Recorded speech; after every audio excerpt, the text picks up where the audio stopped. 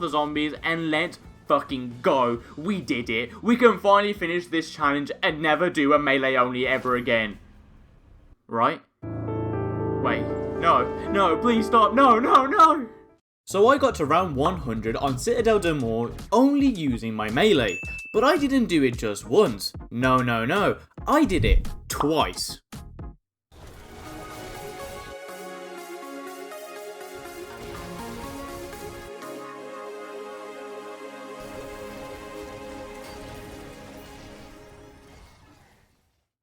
So yeah, I've got two games to share with you guys. One game is pre-sword buff patch and one post-sword buff patch. I bet you can't say that 3 times fast. So we can compare a little and see how much easier he has gotten to get to round 100 on this map. And to do this, what I'm going to be doing is divide this video into 3 parts. The setup, the strat I use for each game, and finally the conclusion. And you'll know which game is currently showing as I'll have a little indicator up here in the top right so you always know which game we're on. And with that, let's get right into it. Starting of course with the setup.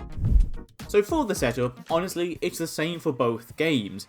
What we need to do is get enough points to open the map, grab perks, and finally get the Void Sword, which is the sword of choice we are going to be using to smash through the rounds. So let's start with the first step.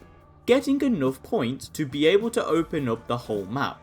So to do this, what I do is I stay in the center area at spawn, just knifing every single zombie until I get enough points to go and open up the map. Now, for the first game, it's kind of curious to watch, because in this game, I do something a little bit weird. That is, instead of rushing for swords or getting melee macchiato, what I end up doing is deciding to stay put and put brain rot on my knife and even start upgrading its rarity to green for some reason. And we wait all the way to round 10 to start opening up the map.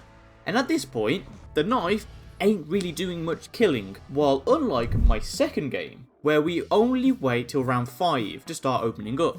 Reason being is I've learnt my lesson from the last game, and instead of wasting my time killing zombies and gaining points the hard way, I might as well get enough points to go and grab melee macchiato, which will make this whole process a lot faster. So off we go opening up.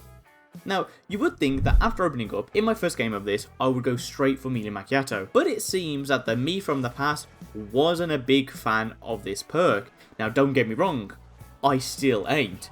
But I at least know now that if I'm going to be doing a melee only challenge, I should at least grab the one perk that helps me out with that. But nope, I skip melee macchiato and go straight for jug for my first perk, only getting melee macchiato a while later on round 11.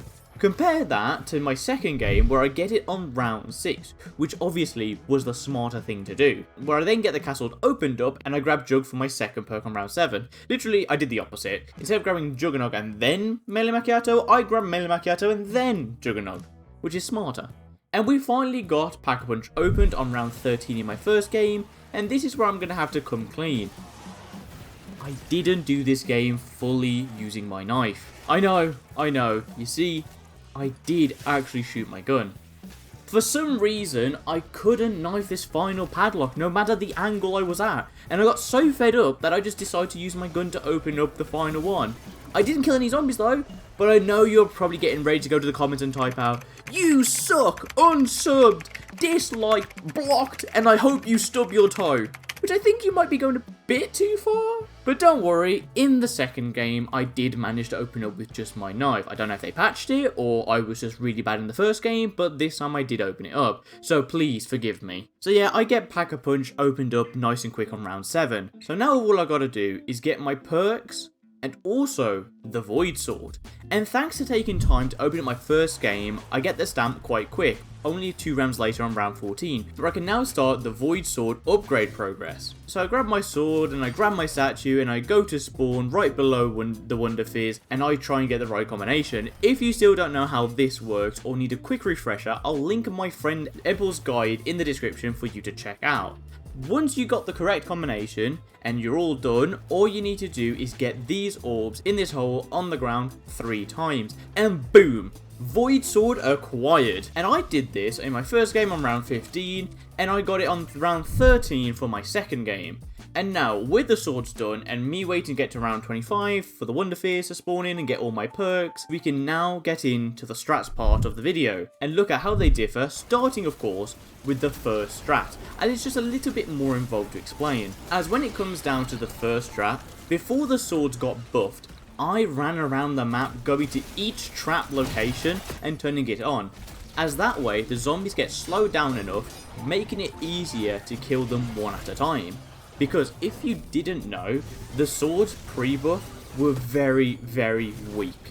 Only being able to kill one zombie per swing, it didn't have additional hit damage, and specifically, when it came to the Void Sword, the passive ability, it wouldn't proc as often. The recharge of the special attack was 40 zombies instead of 25. That's nearly double.